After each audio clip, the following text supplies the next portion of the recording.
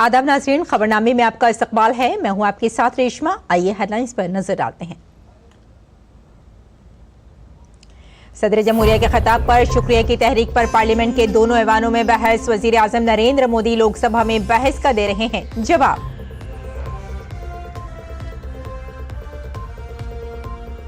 छत्तीसगढ़ के बीजापुर दंतेवाड़ा सरहदी इलाके में आईईडी धमाका, 3 जवान जख्मी, बेहतर इलाज के लिए तैयारी के जरिए पहुंचाया गया रायपुर।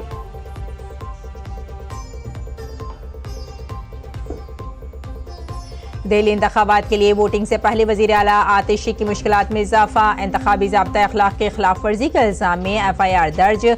कल होने वाली वोटिंग के लिए इलेक्शन कमीशन पूरी तरह तैयार।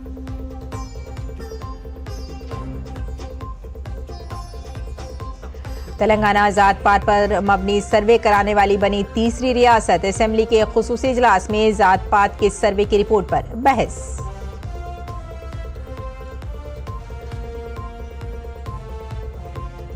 भूटान के शाह प्रयागराज में पहुंचे महाकुंभ। वजीर आला योगी के साथ संगम में किया स्नान।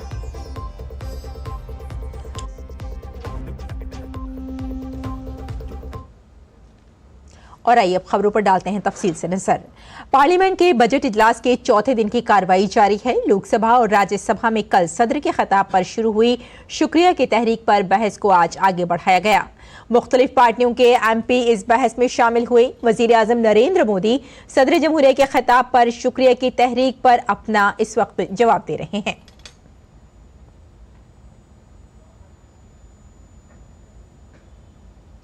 वजीर आजम नरेंद्र मोदी ने विकसित भारत के आज़म का इयादा करते हुए कहा कि मुल्क के 25 करोड़ लोग खत इफ्लास से बाहर आए हैं।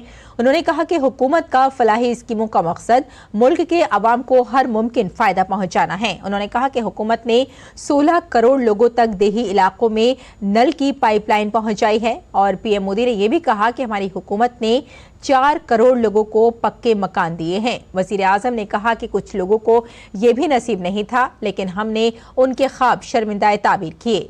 हमारी हुकूमत ने 9 करोड़ लोगों के लिए बैतुल खला बनवाए और इससे कबल इस सहूलत से वो महरूम थे। 5 दशक तक गरीबी हटाओ के नारे सुने हो और अब 25 करोड़ गरीब गरीबी को परास्त करके बाहर निकले। ऐसे ही नहीं,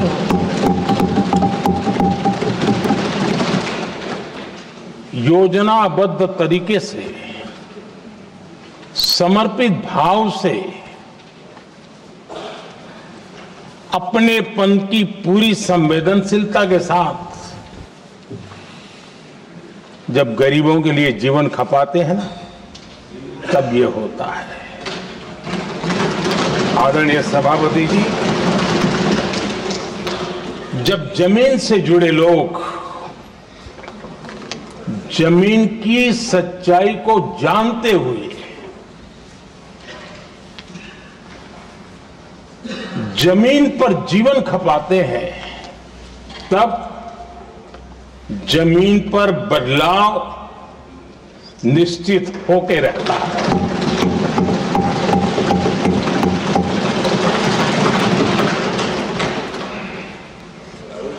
आदरणीय सभापति जी, हमने गरीब को झूठे नारे नहीं, हमने सच्चा विकास दिया।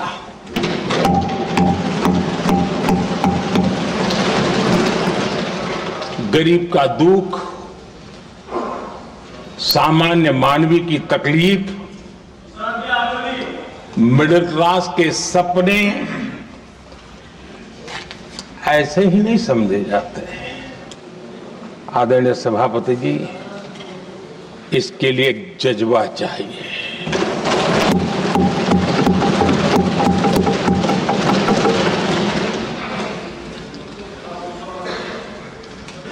और मुझे दुख के साथ कहना है कि कुछ लोगों में ये है ही नहीं। राज्यसभा में वक्फाई सवालात के दौरान वजीर आजम के इंटर्नशिप स्कीम साल 2024 और 2025 पर पूछे गए इन सवालात का जवाब देते हुए वजीर खजाना निर्मला सीतारमण ने कहा कि इंटर्नशिप और रोजगार के मौके पैदा करना दो मुख्तलिफ मौज़ूआत हैं। हुकूमत मुंतखब 500 बड़ी कंपनियों के जरिए नौजवानों को इंटर्नशिप की सहूलत फराहम कर रही है। Both at the selection or the shortlisting by the government through the website, and also through the organizers themselves picking up the shortlisted candidates. Scheduled caste, scheduled tribes, OBCs are being, as per the constitutional requirement, being given their due place. We are actively also encouraging women over and above these three categories to apply and to have with a general sense of consideration to locate them in an opportunity which is being provided by the companies within their districts so that they don't need to travel too far. Rajya Sabha में मालूमात फराहम करते हुए वजीर खजाना निर्मला सीतारमण ने कहा कि गुज़िश्ता साल सनत ने एक पायलट प्रोजेक्ट के तहत 1,27,000 नौजवानों को इंटर्नशिप के लिए मुत्तला किया था। रवा बरस जनवरी में दूसरा पायलट प्रोजेक्ट शुरू किया गया जिसमें मजीद 80 कंपनियों ने नौजवानों को इंटर्नशिप की पेशकश की है। यह स्कीम मुल्क भर के लिए 743 अजला में कामयाबी से चलाई जा रही है। Or the pilot project which commenced last year had industry offer 1.27 lakh positions, and all of those positions, meaning opportunities. Even as this is happening about the first pilot which started last year, the second pilot has commenced from January. Similarly, nearly 80 more companies have come with more offers. I'm glad to say from among all the districts in the country, nearly in 743 districts, we've placed young people to be in the various positions. Lok Sabha speaker Om Birla और राज्यसभा के deputy chairman Harivansh ने आज लोकसभा के साबिक speaker अनंत शैनम आयंगर को उनकी यौम पैदाइश पर खिराज अक़ीदत पेश किया। एम ए आयंगर एक तजुर्बेकार मुजाहिदे आज़ादी और रुकन पार्लियामेंट थे। वो मरकजी असम्बली, आइनसाज असम्बली, अबूरी पार्लियामेंट और पहली से तीसरी लोकसभा के रुकन रहे। 1952 में जब पहली लोकसभा की तश्कील हुई तो एम ए आयंगर को मुत्तफ़िक़ा तौर पर लोकसभा का डिप्टी स्पीकर मुंतखब किया गया। और राज्यसभा में खिताब करते हुए मरकजी वजीर प्रहलाद जोशी ने MSP प्रधान और गेहूं की खरीदारी के निज़ाम के बारे में जानकारी दी। उन्होंने मालूमात देते हुए कहा कि मुल्क में इसके लिए दो निज़ाम हैं जिसके तहत हुकूमत किसानों से अनाज खरीदती है और इसमें फूड कॉरपोरेशन ऑफ इंडिया के साथ साथ रियासती एजेंसियों का भी किरदार होता है। There are two systems. One is DCP, decentralized procurement. One is non-DCP. Means हम खरीदते FCI वगैरह वगैरह से, लेकिन दोनों विषय में हम स्टेट का एजेंसी जो रहता है स्टेट गवर्नमेंट का मदद हम लेते हैं। आज के दिन में हम DBT के माध्यम से ही हम जो किसान इधर इन DCP और नॉन DCP स्टेट में जहां तक हमको धान देते हैं MSP में या वीट देते हैं, हम डायरेक्टली 48 आवर्स में किसान के अकाउंट में पैसा भेजते हैं। हम स्टेट गवर्नमेंट के भी जहां हम नॉन DCP स्टेट है वहाँ तो डायरेक्टली हम स्टेट गवर्नमेंट को ही देते हैं। नॉन DCP स्टेट में FCI को देते हैं, FCI इंटर स्टेट को ही देते हैं। मरकजी वजीर गिरिराज सिंह ने पीर को लोकसभा में सदर के खिताब पर बहस के दौरान अपोजिशन लीडर राहुल गांधी के बयानात में चीन का बार बार जिक्र करने पर सख्त रद्द-ए-अमल जाहिर किया है। उन्होंने कहा कि वो चीन का पैसा खाते हैं इसलिए नमक का हक अदा करते हैं। राहुल गांधी की मानसिकता भारत विरोधी मानसिकता, और चाइना से तो वो पैसा खाते हैं। वो तो ट्रस्ट ने चाइना से पैसा लिया तो वो उसके नमक का शरीयत दे रहे हैं। जिसका पैसा खाते हैं राहुल गांधी उसका शरीयत दे रहे हैं।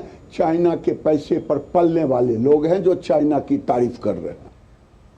और दिल्ली असेंबली इंतखाबात से पहले पुलिस ने दिल्ली की वजीर आला आतिशी के खिलाफ एक मुकदमा दर्ज किया है। सरकारी कामकाज में रुकावट डालने के इल्जाम में आतिशी के खिलाफ गोविंदपुरी पुलिस स्टेशन में FIR दर्ज की गई है। दरअसल दिल्ली इंतखाबात की मुहिम कल थम गई थी, लेकिन देर रात तक पार्टी कारकुनान कई जगहों पर इंतखाबी मुहिम चलाते नजर आए, जिसकी वजह से कई मकामात पर अफरा तफरी मच गई।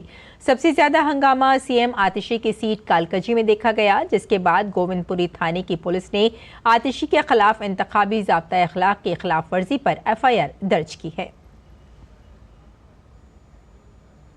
दिल्ली की तमाम 70 असेंबली सीटों पर कल 1.5 करोड़ से ज्यादा वोटर्स अपने हक राय दही का इस्तेमाल करेंगे। मुख्तलिफ सियासी जमातों के कुल 699 उम्मीदवार मैदान में हैं, जिनमें 603 मर्द और 96 खवातीन उम्मीदवार शामिल हैं। वोटों की गिनती 8 फरवरी को होगी। इलेक्शन कमीशन और इंतजामिया मुनसिफाना और शफाफ वोटिंग को यकीनी बनाने के लिए पूरी तैयारी के साथ मुतहरिक है। पुलिस ने वोटिंग की तमाम तर तैयारियां मुकम्मल कर ली हैं। वोटिंग के पेश नज़र सिक्योरिटी के लिए 200 से ज़ायद नीम फौजी दस्तों को तैनात किया गया है। साथ ही बड़ी तादाद में दिल्ली पुलिस के जवानों को भी तैनात किया गया है। इस बात को यकीनी बनाने के लिए सख्त निगरानी की जा रही है कि वोटर्स को लुभाने की कोशिशें ना की जाएं।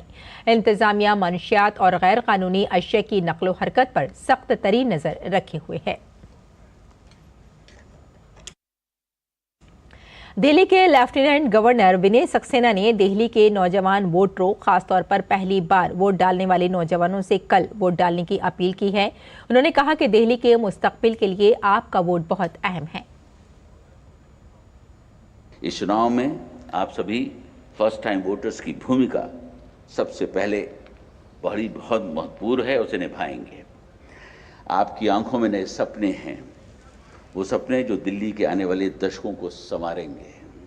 मैं आपसे अपील करता हूं कि आप आगामी 5 फरवरी यानी कि कल दिल्ली विधानसभा में होने वाले चुनाव में अपने मताधिकार का प्रयोग ज़रूर करें। जो भी वोटर्स हैं, फर्स्ट टाइम वोटर होते के नाते ये लोकतंत्र में आपकी आस्था को भी मजबूत करेगा। विज्ञापनों के मायाजाल से हटकर सरकार कैसी होनी चाहिए, इसकी चर्चा भी आप अपने ग्रुप्स में करेंगे तो बहुत अच्छा होगा। मेरी आपसे अपील है कि कल को लोकतंत्र के इस महापर्व का हिस्सा बनकर दिल्ली के विकास में अपनी भूमिका भी सुनिश्चित करें। याद रहे, हर एक वोट बहुत महत्वपूर्ण है और 5 फरवरी का दिन छुट्टी का नहीं बल्कि ड्यूटी का दिन है और मुझे यकीन है कि आप सब बढ़ चढ़कर इसमें हिस्सा लेंगे और दिल्ली को विकास के पथ पर लेकर जाएंगे। उत्तर प्रदेश में अयोध्या की मिल्कीपुर असेंबली सीट के ज़िमनी इंतखाब के लिए भी वोटिंग 5 फरवरी को होगी। पीर को पोलिंग पार्टियां पोलिंग स्टेशनों के लिए रवाना हो गई। इस असेंबली हल्के में 255 पोलिंग स्टेशन बनाए गए हैं। 3,70,000 से जायद राय दहिंदगान 10 उम्मीदवारों की इंतखाबी किस्मत का फैसला करेंगे।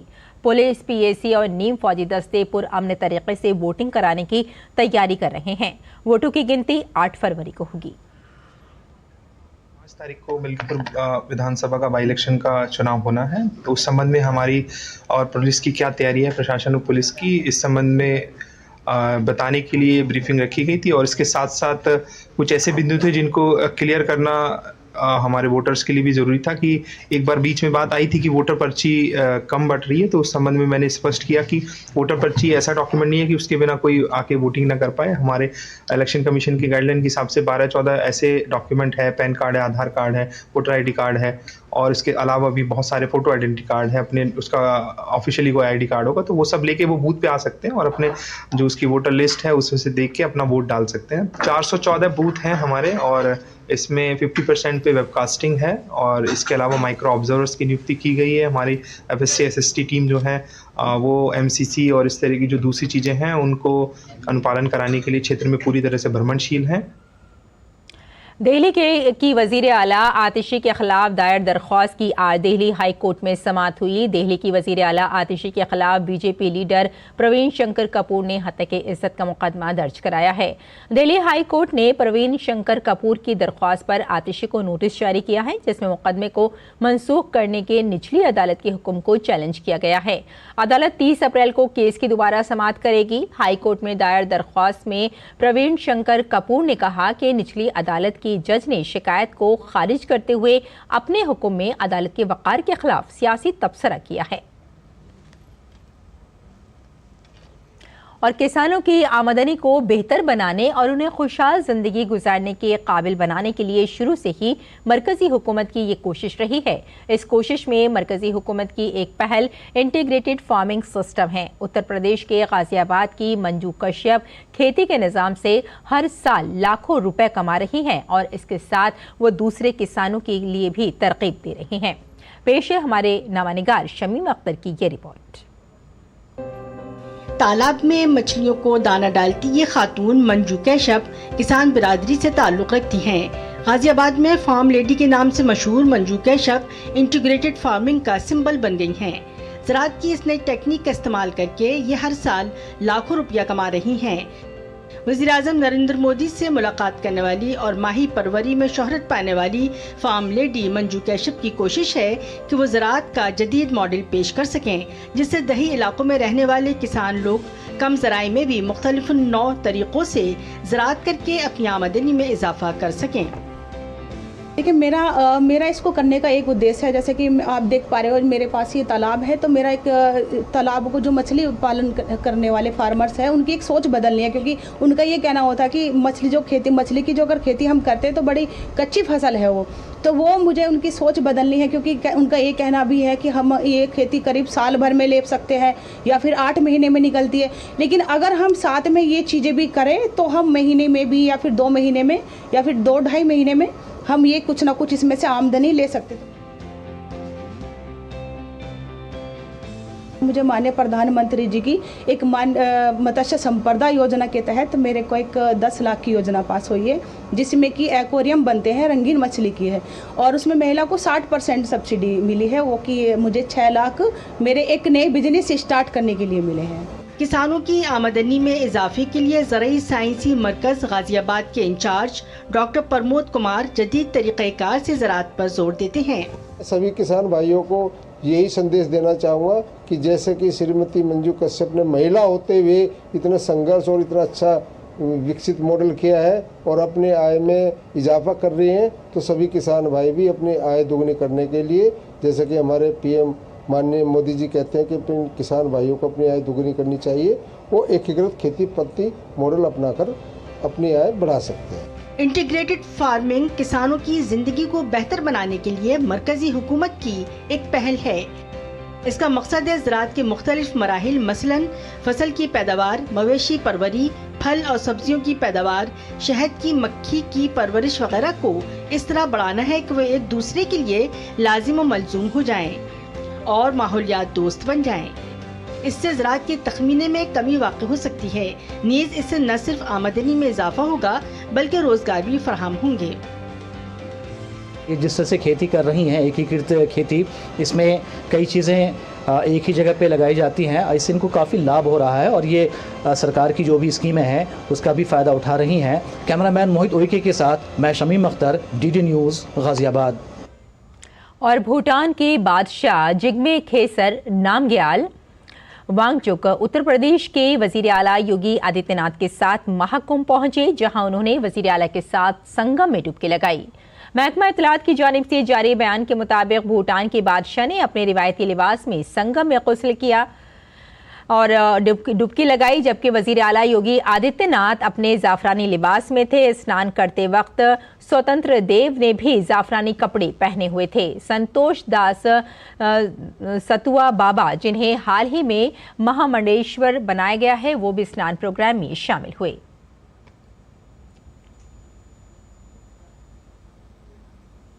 तेलंगाना रियासती काबीना ने ज़ात पात पर मबनी मरदमशुमारी और दर्ज फहरिस्त ज़ात SC की दर्जाबंदी से मुताल्लिक़ रिपोर्ट को मंजूरी दे दी है। ये रिपोर्ट अब रियासती असम्बली में पेश कर दी गई है और बहस जारी है। क़ब्ल अज़ असम्बली अहाते में वज़ीर आला रेवंत रेड्डी की सदारत में हुई काबीना की मीटिंग में इन मसाइल पर 2 घंटे से ज़्यादा बहस हुई। वहीं BJP कानून साज पार्टी के लीडर महेश्वर रेड्डी ने तनकीद की कि कांग्रेस हुकूमत सिर्फ सियासी फ़ायदे के लिए ज़ात पात पर मबनी मरदमशुमारी कराने होने जा रही है। जात पात पर मबनी मर्दमशुमारी पर बहस के लिए तेलंगाना असेंबली में खुसूसी तौर पर बुलाया गया इजलास दोपहर 2 बजे तक मुलतवी कर दिया गया। कानून साज असेंबली और कानून साज कौंसिल दोनों की कार्रवाई इजलास शुरू होने के चंद मिनट बाद ही मुलतवी कर दी गई। असेंबली की मीटिंग शुरू होते ही कानून साज उमूर के वजीर के काबीना की जारी मीटिंग की वजह से ऐवान की कार्रवाई दोपहर 2 बजे तक मुलतवी की जाती है। कानून साज कौंसिल में भी यही सूरत हाल रही। दरियासना रियासती काबीना जात पात पर मबनी मर्दमशुमारी की रिपोर्ट और एक रुकनी कमीशन की तरफ से पेश की गई SC दर्जाबंदी की रिपोर्ट पर बहस करने और अपनी रजामंदी देने के अमल में है। बजट 2025 कॉन्फ्रेंस में टैक्स तजावीज़ पर बात करते हुए CBDT के चेयरमैन रवि अग्रवाल ने कहा कि इस बजट में तरक्की याफ्ता भारत के ख्वाब को शर्मिंदा ताबीर करने का तस्वुर नजर आता है। उन्होंने कहा कि बजट 2025-26 में मुतवस्सित तबके का खास ख्याल रखा गया है। इसके साथ साथ सरमायाकारी बढ़ाने और निजी शोबे की तरक्की पर भी तवज्जो दी गई है। The overall approach in this budget, the aspirations of this Viksit Bharat.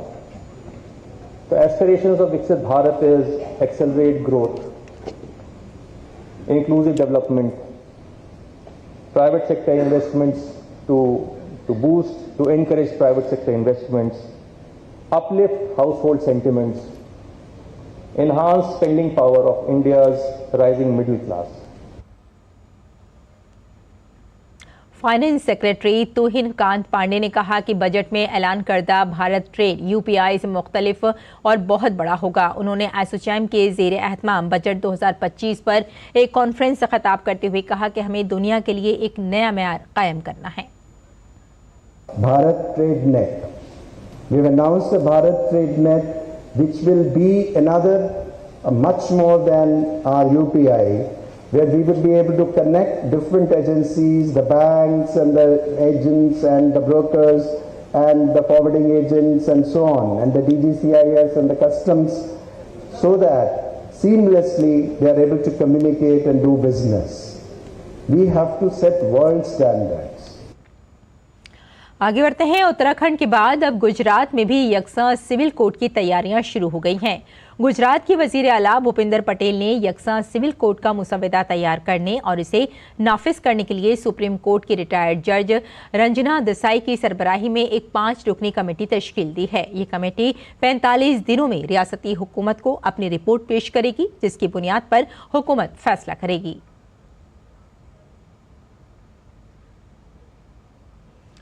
बैनुल-अक़वामी खबरों में अब अमेरिका और चीन के दरमियान टैरिफ की जंग छिड़ गई है। डोनाल्ड ट्रंप की अमेरिकी हुकूमत की जानिब से चीन से दरामद की जाने वाली अशिया पर 10% इजाफी टैरिफ आयद किए जाने के बाद अब चीन ने भी अमेरिका के खिलाफ जवाबी कार्रवाई की है। अमेरिका ने चीन पर 10% टैरिफ लगाने का ऐलान किया था। इसके बाद चीन ने जवाबी कार्रवाई करते हुए अमेरिकी मसनूआत पर नए टैरिफ का ऐलान कर दिया है। चीन ने अमेरिका से कोयले और LNG की दरामद पर 15% टैरिफ आयद कर दिया है। खाम तेल, ज़रई मशीनरी और बड़े इंजन वाली कारों की दरामद पर 10% टैरिफ आयद किया गया है। अमेरिकी सदर डोनाल्ड ट्रंप ने मैक्सिको और कनाडा पर महसूलात आयद करने का फैसला 1 माह के लिए मुलतवी कर दिया है। ट्रंप ने दोनों ममालिक पर महसूलात आयद करने का अपना मंसूबा 30 दिन के लिए मुलतवी कर दिया है। ट्रंप का ये फैसला मैक्सिको और कनाडा की जानिब से सरहदी खदशात पर ज्यादा ताउन के वादे और सरहदी हिफाजत की कोशिशों को बढ़ाने पर इत्तेफाक के बाद सामने आया है। तो नाज़रीन, खबरनामे में फिलहाल इतना ही। इजाजत दें। आदाब।